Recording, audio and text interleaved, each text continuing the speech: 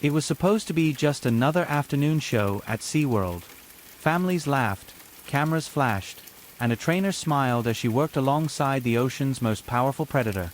But what happened next would turn the spectacle into tragedy and expose a chilling truth the world could no longer ignore. February 24, 2010. SeaWorld, Orlando. Jessica, a respected trainer, finished a routine performance with the park's largest orca, Tilikum. At first, nothing seemed unusual. She leaned at the pool's edge, offering signals, rewards, and affection as she had countless times before. With years of experience, she was confident, graceful, and trusted by both colleagues and audiences.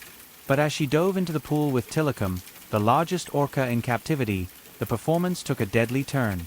In a sudden, violent motion, the orca seized Jessica and dragged her beneath the surface. At first, the crowd thought it was part of the act. But as seconds turned to minutes, panic erupted.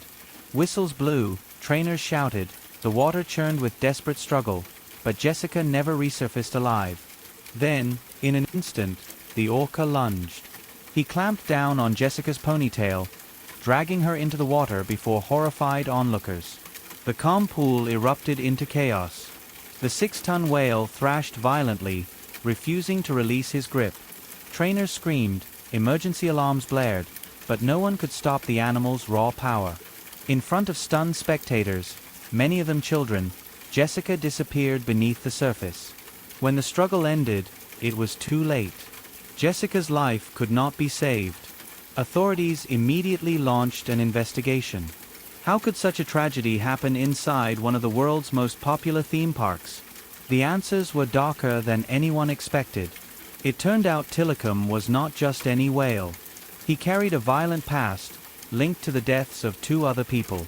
Trainers had long known he was unpredictable, yet he remained central to SeaWorld shows. Safety warnings were documented but often ignored. The truth: SeaWorld depended on him, both for breeding and for spectacle. The public soon learned that what had been marketed as a magical partnership between humans and whales was, in reality, a dangerous gamble. Orcas in captivity suffer stress, aggression, and abnormal behaviors. Behind the smiles and splashes lay a history of violence that had been hidden from audiences. The twist was chilling.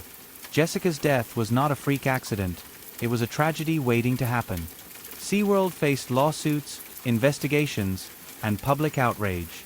The Occupational Safety and Health Administration, OSHA, accused the park of willfully exposing trainers to known hazards. SeaWorld fought back, but the damage was done. Documentaries like Blackfish exposed the hidden dangers of captivity, sparking global protests. SeaWorld eventually ended its orca breeding program and promised to phase out theatrical shows. For Jessica's family and colleagues, the loss was devastating. She had dedicated her life to animals she loved, only to be taken by one in front of the world. For the public, her death forced a painful reckoning. Was the entertainment worth the risk? And more importantly, worth the suffering of the animals involved? Years later, Jessica's story still echoes as a haunting reminder. Was it human error, corporate negligence, or the tragic consequence of trying to control something wild that was never meant to be caged? Whatever the answer, the death of Jessica and the orca remains one of the most chilling moments in modern history, when the spectacle of entertainment turned deadly before our very eyes.